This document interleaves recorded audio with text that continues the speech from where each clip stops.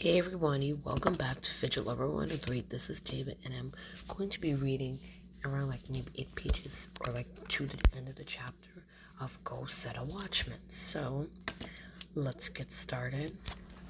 Let me just go in, and then we can get started.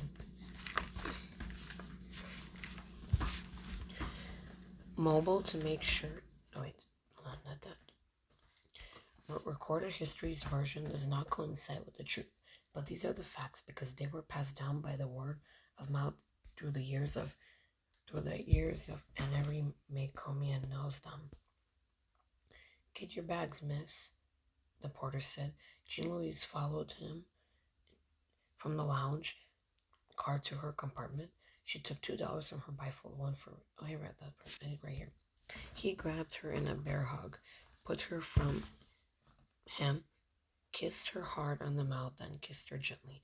Not here, Hank, she murmured, much pleased. Hush, girl, he said, holding her face in place. I'll kiss you on the courthouse steps if I want to.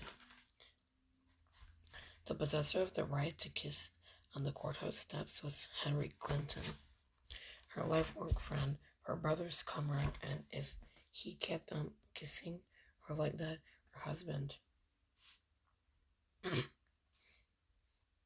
Love whom you will, but marry your own kind, was a dictum amounting to instinct within her. Henry Clinton was Jean Louise's own kind, and now she did not consider the dictum particularly harsh. They walked arm in arm down the track to collect her suitcase. How is Atticus? She said. His hands and shoulders are giving him fits today. He can't drive when they're like that, can he?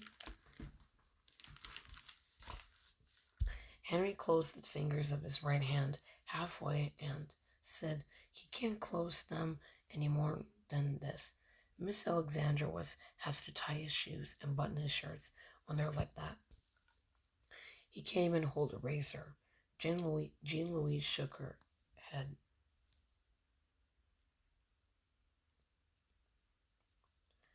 She was too old to rail against inequality a bit, but too young to accept her father's crippling disease without putting some kind of fight. Is there anything else? Anything they can do? There isn't, Henry said. He takes 70 grains of aspirin a day, and that's all.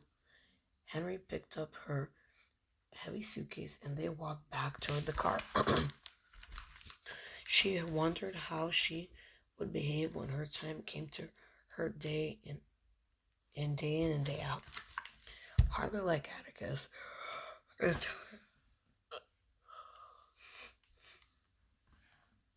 Her time came to her hardly like Atticus. If you ask him how he was feeling, he would tell you, but he never complained. His disposition remained the same, so the only way Henry found out about it was by accident. One day when they were in the records, it was by accident. House running a land title. Atticus hauled out a heavy mortgage book, turned stark white, and dropped it. What's the matter, Henry said. Rheumatoid arthritis. Can you pick it up for me, said Atticus. Henry asked him how long he had had it. Atticus said 6 months. Did Jean Louise know it? No. Then he'd better tell her. If you tell her, she'll be down here trying to nurse me. The only remedy for this is not to let it beat you. The subject is closed. Want to drive, said Henry. Don't be silly, she said. Although she was a respectable driver, she hated to operate anything mechanical more complicated than a safety pin.